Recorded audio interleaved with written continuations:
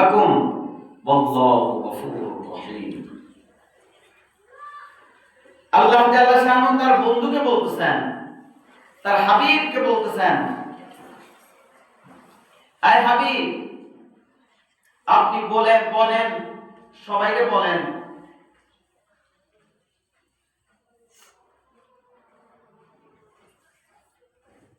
In কুনতুম তুহিব্বুনাল্লাহ,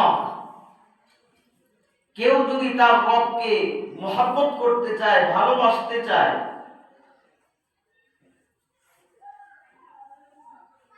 ফাত্তাবিউনি ইউহিব্বুকুমুল্লাহ, তাহলে ভালোবাসাটা হতে হবে আপনার ভালোবাসার মাধ্যমে।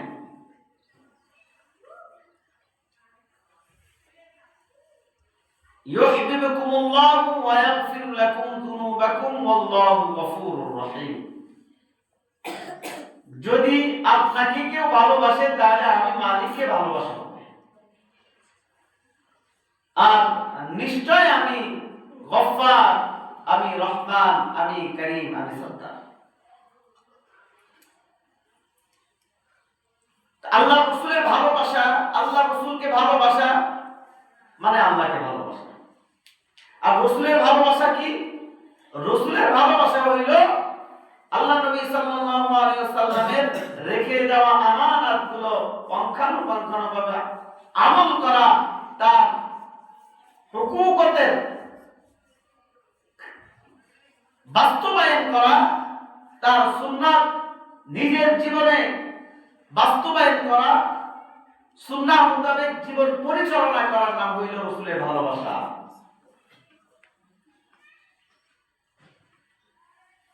একদল আছে রাসূলকে ভালোবাসতে গিয়ে আল্লাহর সাথে শরীক করে ফেলা,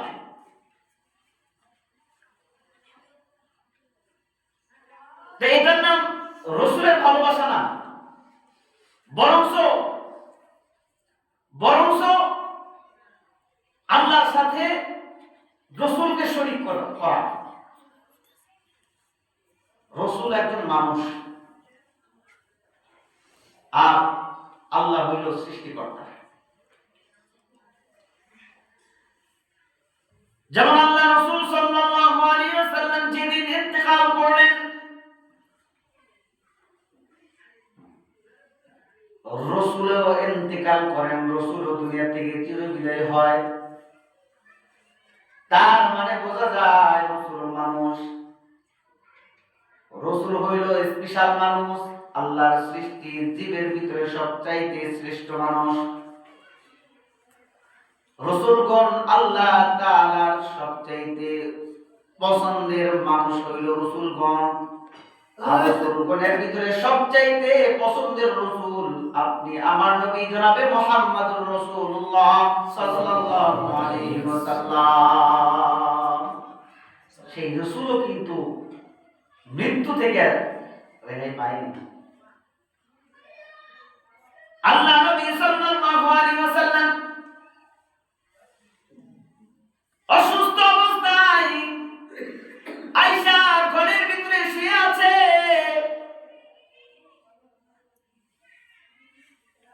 হযরত আজরাইল আসে, আজরাইল আলাইহিস সালাতু ওয়াস সালাম এসে অনুমতি চায়, ও পয়গম্বর, আপনি কি আমাকে অনুমতি দেবেন নাকি আমি একটু ভিতরে যাব?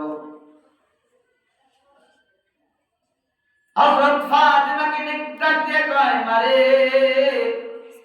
দেখো তোমার চাচা আসছে, তুমি দরজাটা খুলে দাও। ফেরেশতা জিবরাইল এসে আল্লাহর নবীর শিয়রের পাশে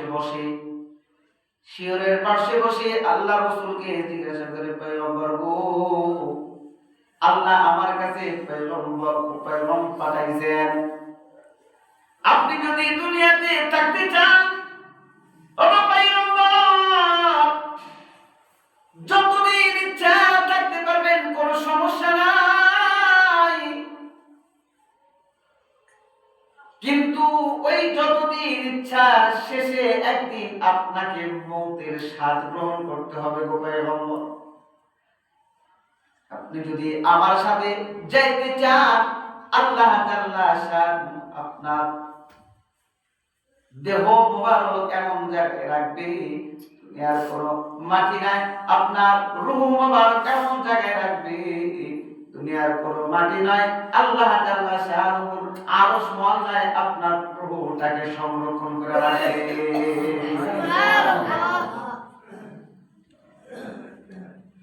তার মানে মওত আসবে।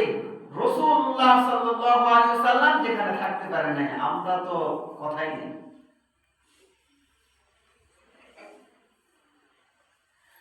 আল্লাহ নবী সাল্লাল্লাহু আলাইহি ওয়াসাল্লাম যেদিন দুনিয়া থেকে চিরবিদায় হবেন,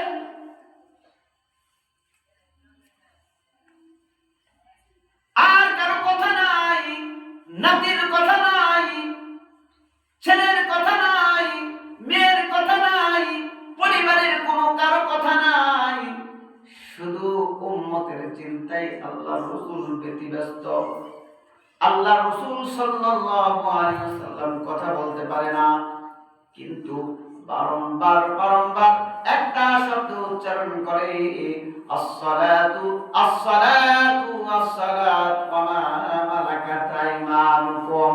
আল্লাহ তাআলা আল্লাহ রাসূল সাল্লাল্লাহু আলাইহি ওয়াসাল্লাম বারংবার বলে, নামাজ নামাজ নামাজ, ও আমার উম্মতেরা আগে নামাজ।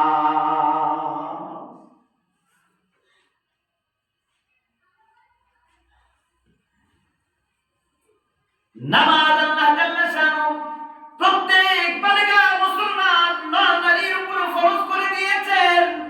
নামাজ থেকে কেউ রেহাই নাই, কাউকে নামাজ থেকে রেহাই দেওয়া হবে না। বলা হয়েছে কোন মা যদি প্রেগন্যান্সি হয়, বাচ্চা প্রসব হয়, এমন সময় যদি আসরের আযান হয়, তাহলে তার রক্ত মাখা অবস্থায় সে সামান্য একটু পরিষ্কার হয়ে সে তার ওই আসরের সালাতটা আদায় করে নিতে হবে। কোনো মত নাই। আর আমরা তো সদা সর্বদাই সুস্থ সবল শরীর নিয়ে রাজনীতি করি, কোনো সমস্যা নাই, চাকরি করি কোনো সমস্যা নাই, ব্যবসা করি কোনো সমস্যা নাই, হামেশা সব কাজ করি কোনো সমস্যা নেই বাবা, কিন্তু নামাজ আসতে হাঁটুতে ব্যথা বেড়ে যায়। নামাজের সময় হইলে কোমরের ব্যথা বেড়ে যায়। নামাজের সময় হইলে সিজদা দিতে কষ্ট হয়। বৈশা ওই চেয়ারে দাঁড়ায় নামাজ পড়ে, চেয়ারে বৈশা নামাজ পড়ে, সে ক্ষেতের ফসল সে সঠিকভাবে কাটতে পারে, ক্ষেতের ফসল সে রোপণ করতে পারে, কিন্তু নামাজের সময় আসলে বাবা চেয়ারে বৈশা তার নামাজ পড়তে হয়। এটা হইল আমাদের ঈমানের দুর্বলতা। আমাদের বাপ-দাদা এমনও ছিল, তাই উঠা দাঁড়ানোর মতো শক্তি সামর্থ্য ছিল না। এক জায়গা থেকে অন্য জায়গায় যাইতে পারত না, ধরে এক জায়গা থেকে অন্য জায়গায় নিতে হইত। কিন্তু বাবা যখন রাত্রটা গভীর হয়ে যাইত, ওই বুড়া মানুষ যার শরীরে এক পয়সার শক্তি নাই, অপরের সাহায্য ছাড়া সে চলতে পারে না, এক জায়গা থেকে অন্য জায়গা যাইতে পারে না, কিন্তু যখন রাত্রি গভীর হয়ে যায়, শীতের রাত্রে সমস্ত খেতা কম্বল বাদ দিয়া সে ওযুর জন্য প্রস্তুত হয়ে যায়। সে ওযু করে সে আল্লাহর কুদরতে কদমে সিজদায় লুটে যায়,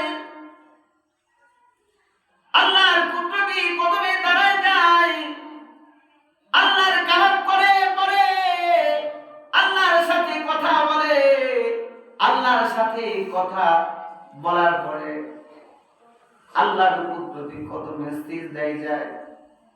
ও বাবা, এটা কোনো দেহের শক্তি নয়, এটা হইল ঈমানি শক্তি, এটা হইল তার আল্লাহর সাথে মুহাব্বতের শক্তি। জোরে কোন ঠিক না ঠিক? আল্লাহ নবী সাল্লাল্লাহু আলাইহি ওয়াসাল্লাম কি ডাক দেয়, কয় ওগো পয়গম্বর, আপনি যদি আমার সাথে যাইতে চান তাহলে আমি আপনাকে নেব। আল্লাহ আমার কাছে পয়গম্বর পাঠাইছেন, যদি থাকতে চান থাকতে পারবেন, কোনো অসুবিধা নাই। আর যদি যাইতে চান তাহলে যাইতেও পারবেন, কোনো অসুবিধা নাই। আল্লাহ নবী ডাক দিয়ে কয়, আজরাইল আমি থাকতে পারবো কয়দিন? আল্লাহ নবী সাল্লাল্লাহু আলাইহি ওয়াসাল্লাম বলেন, ওগো আজরাইল, আমি কয়দিন এই জমিনের ভিতরে থাকতে পারবো? আজরাইল কয়, পয়গম্বর গো, আপনি যতদিন ইচ্ছা ততদিন থাকবেন, কোনো সমস্যা নাই। এবার আল্লাহর নবী ডাক দিয়ে কয়, জিবরাইল, আজরাইল, যতদিন থাকবো ততদিন পরে কি আমাকে মৃত্যুর স্বাদ গ্রহণ করতে হবে? আজরাইল বলে, ওগো পয়গম্বর, মানুষ মরণশীল, একমাত্র আল্লাহ ছাড়া কেউ চিরঞ্জীবী না, সবাই মরণশীল, আপনাকেও মরতে হবে। এবার আল্লাহর নবী কয়, ওগো আজরাইল, আমি আর এই পচা কান্দা দুনিয়ার ভিতরে থাকতে চাই না। আমি আমার মালিকের আরশ মোল্লায় মালিকের সিজদা কুদরতি কদমে সিজদায় লুটে পড়তে ভালোবাসি। আজরাইল, আমার রূহটা নিয়ে যাও। আজরাইল আলাইহিস সালাতু ওয়াস সালাম আল্লাহ নবী সাল্লাল্লাহু আলাইহি ওয়াসাল্লামের বুকে হাত বুলায়। বুকে যখন হাত বুলায়, আল্লাহর নবী চিৎকার করে ওঠে। আল্লাহ নবী ডাক দেয়া করে, আজরাইল তো আস্তে মারো, আস্তে মারো, আস্তে মারো। আজরাইল রে, আমি সহ্য করতে পারি না। আজরাইল কয়, ওগো পয়গম্বর, আপনারে সৃষ্টি না করলে আল্লাহ আমারে বানাইতো না।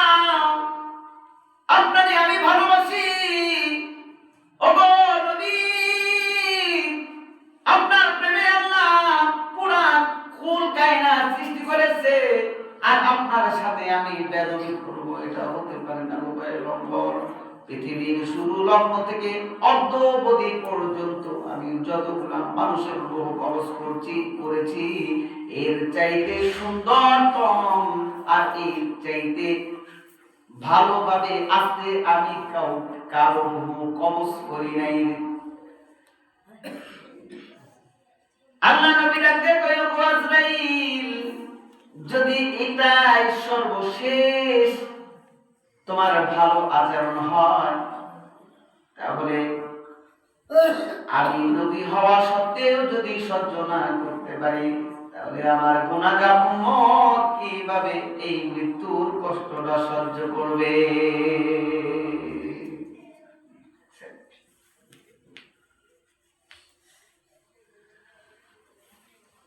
আল্লাহ নবী বলেন, জিবরাইল আজরাইল ডাক দিয়ে কয়, ওগো আল্লাহর নবী, আমি আপনার বুকের উপর যখন হাতটা রেখেছি, আপনার কি রূপ অনুভব হয়েছে? আল্লাহ নবী ডাক দিয়ে কয়, জিবরাইল আজরাইল রে, আমার মনে হয় আমার বুকের উপরে উহুদ পাহাড়টা বসায় দিতে। চিন্তা করছেন? যাই হোক, আল্লাহ নবী যখন দুনিয়া থেকে বিদায় হয়েছে, একদল ছুটে যায়, আল্লাহর রাসূলের মৃত্যু হয়েছে, বিলাপ করা শুরু করেছে, কোলাকুলি করা শুরু করেছে। সাইয়্যিদিনা আবু বকর, সাইয়্যিদিনা ওমর রাদিয়াল্লাহু তাআলা আনহু তরবারি নিয়ে বাইর হয়েছে। এই কেন এরকম গড়াগড়ি করে, কেন এত বিলাপ করো? হযরত আবু বকর ডাক দিয়ে কয়, এই দুনিয়ার মানুষ শুনালাম, আল্লাহ জাল্লা শানুহু নবী আলাইহিস সালাতু ওয়াস সালাম রে কয়দিনের জন্য দুনিয়ায় পাঠাইছিলেন। আল্লাহ নবী দুনিয়া থেকে চিরবিদায় হয়েছে, কেউ যেন মনে না করে আল্লাহ নবী চিরঞ্জীবী ছিল। আল্লাহ নবী চিরঞ্জীবী নয়, আল্লাহ জাল্লা শানুহু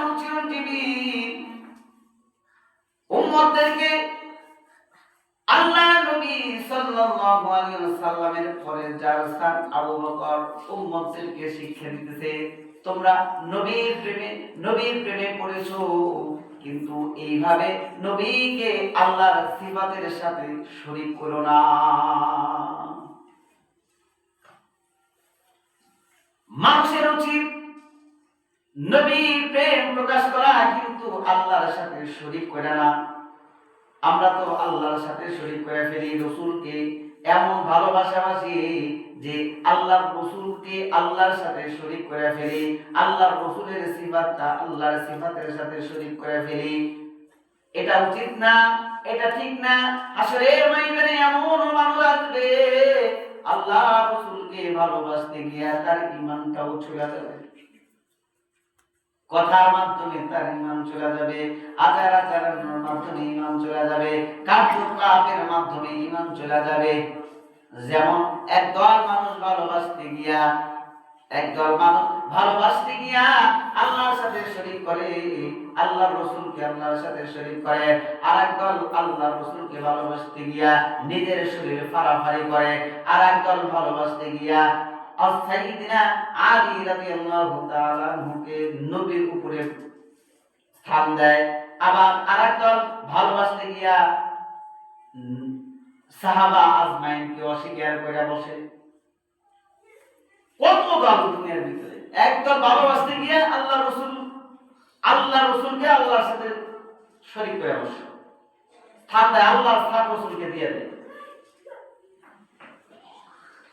আরেকদল রাসূলকে ভালোবাসতে গিয়া এমন কার্যকলাপ করে যে নিজের শরীরটাও নিজে ফাড়ে, চাকু দিয়ে কাটে। আবার এমন আরো কত দল যে আল্লাহর জমিনে আছে। এই জন্যই তো আল্লাহ রাসূল বলেন, তোমরা মাঝামাঝি অবস্থায় থাকো, বেশি ভিতরেও যাও না, আবার বেশি বাহিরেও যাও না, মাঝামাঝি দলে থাকো। যাই হোক, আল্লাহকে ভালোবাসার যে চাবিটা কি, সেটা হইল রাসূলকে ভালোবাসতে হইল। রাসূলের ভালোবাসার অর্থ হইল আল্লাহ নবী সাল্লাল্লাহু আলাইহি ওয়াসাল্লাম দুনিয়ার উপরে যা রেখে গেছেন, এই আমানতগুলো সঠিকভাবে নিজের জীবনে বাস্তবায়ন করা, নিজে তার উপরে আমল করা, অপরদেরকে তার উপরে আমল করার জন্য আহ্বান করা। যদি এই কাজগুলো করতে পারে, তাহলে আল্লাহকে ভালোবাসা হবে। আর আল্লাহকে ভালোবাসা হইলে তার আর কি লাগে?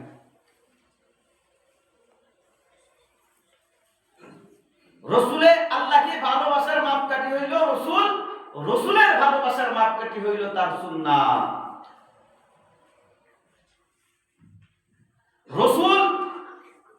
রসুলকে ভালোবাসবেন কিভাবে? তার সুন্নাতকে মেনে। রসুলকে ভালোবাসবেন কিভাবে? তার রেখে যাওয়া আমানতগুলো নিজের জীবনে বাস্তবায়ন করার মাধ্যমে। আর আমরা রসুলকে ভালোবাসি হইল মিলাদ আর কিয়াম আর অন্য যে কাজ, সেই কাজের মাধ্যমে আমরা রসুলকে ভালোবাসি।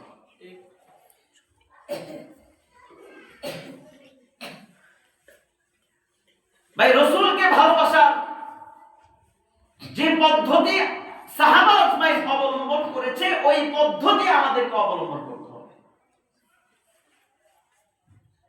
সাহাবা আজমাইন রাদিয়াল্লাহু তাআলা আনহুমা, যিনারা আল্লাহ রাসূলকে ভালোবাসছেন যে পদ্ধতিতে, সেই পদ্ধতি আমরা অবলম্বন করলে আমরা সঠিক পথে আছি।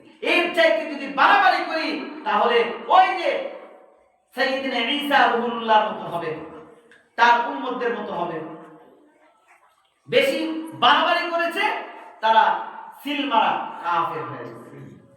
বেশি বাড়াবাড়ি, আবার বেশি ছাড়াছাড়ি করছে, সাইয়্যিদিনা মুসা আলাইহিস সালাতু ওয়াস সালামের উম্মতের মতো তারা সিলমারা কাফের হয়ে যাবে।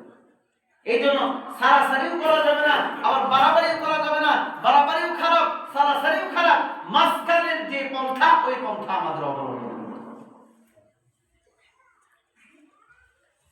আল্লাহ রাসূলকে সাহাবা আজমাইন ভালোবাসছেন। কত ভালোবাসছেন জানেন?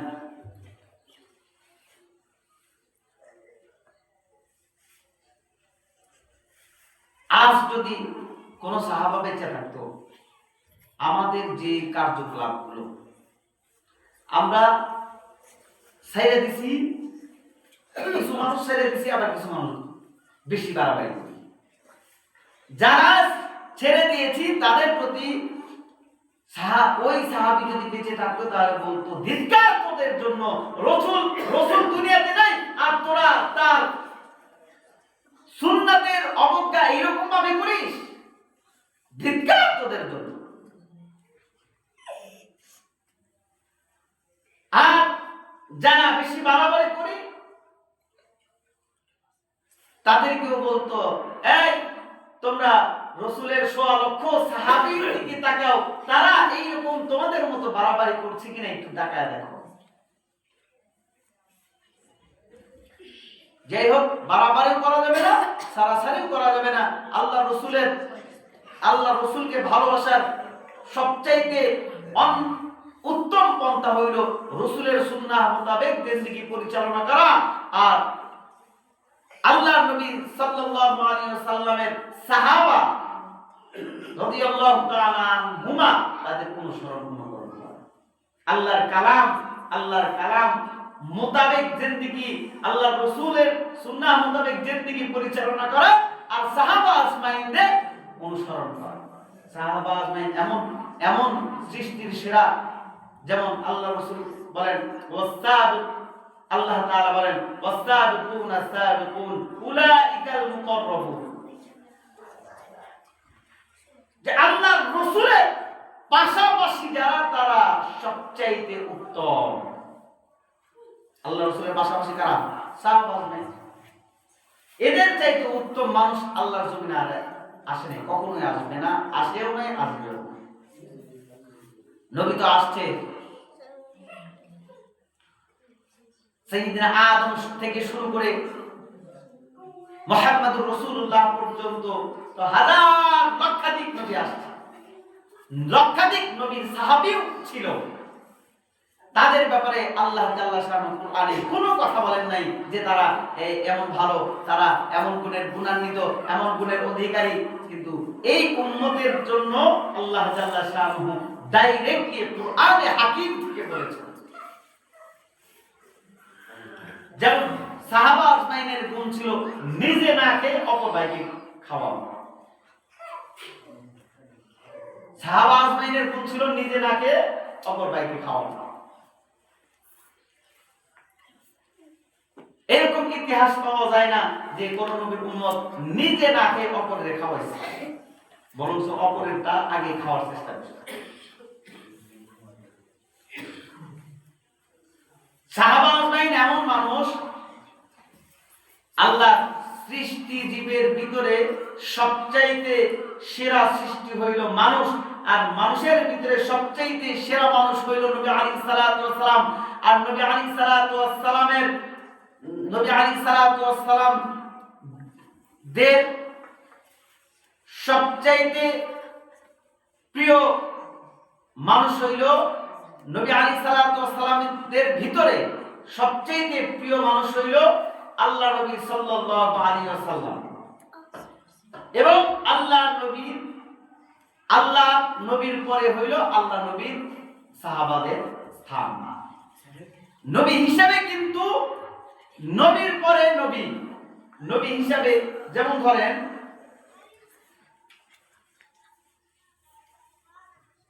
পৃথিবীর ভিতরে যতগুলা সাহাবা ছিল, লক্ষাধিক সাহাবা ছিল, সমস্ত সাহাবা যদি একত্রিত করা হইত একজন নবীর সমান মর্যাদা সম্পন্ন হইত। কথা বোঝেন?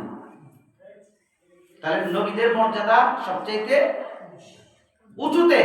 তার মানে হইল নবী আলাইহিস সালাতু ওয়াস সালাম যিনারা এসেছিলেন তাদের ভিতরে সবচাইতে উত্তম নবী হইল মুহাম্মদুর রাসূলুল্লাহ সাল্লাল্লাহু আলাইহি ওয়াসাল্লাম।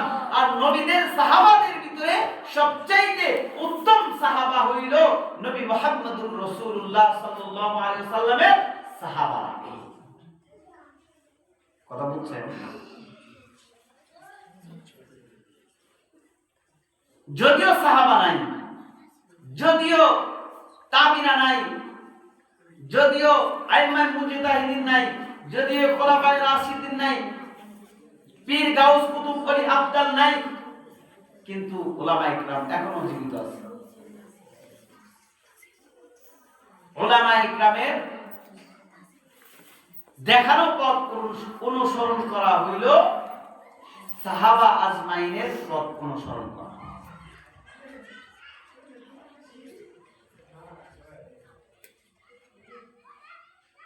মনে করেন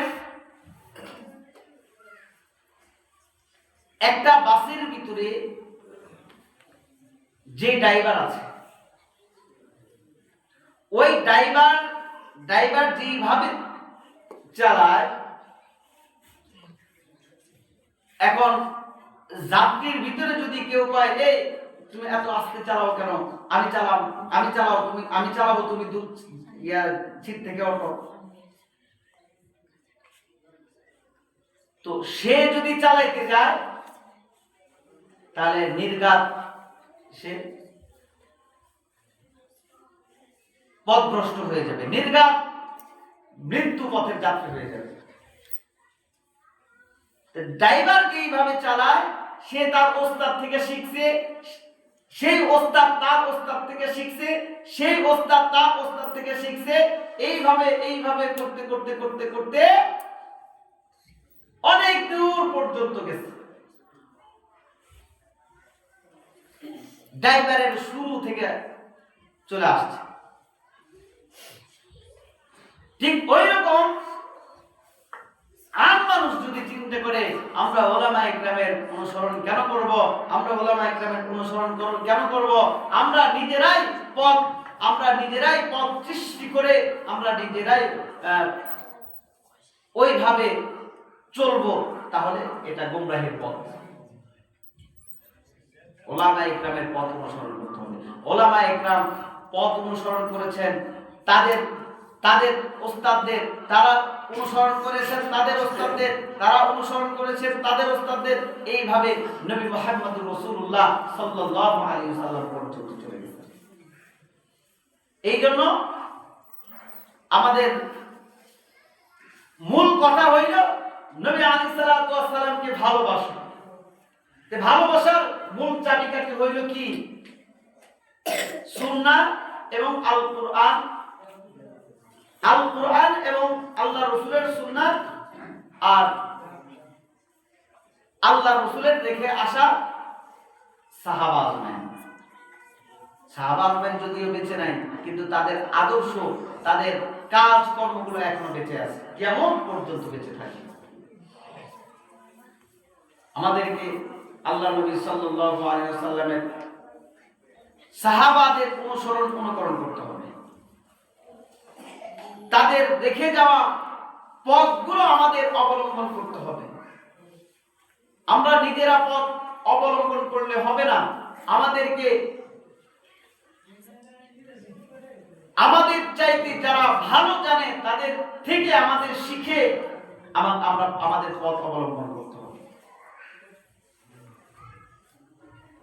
আল্লাহ তাআলা আমাদের সকলকে এই কথাগুলোর উপর বুঝে আমল করার তৌফিক দান করুন। ওয়া মা তাওফীকি ইল্লা বিল্লাহ। আসসালামু আলাইকুম ওয়া রাহমাতুল্লাহ। যারা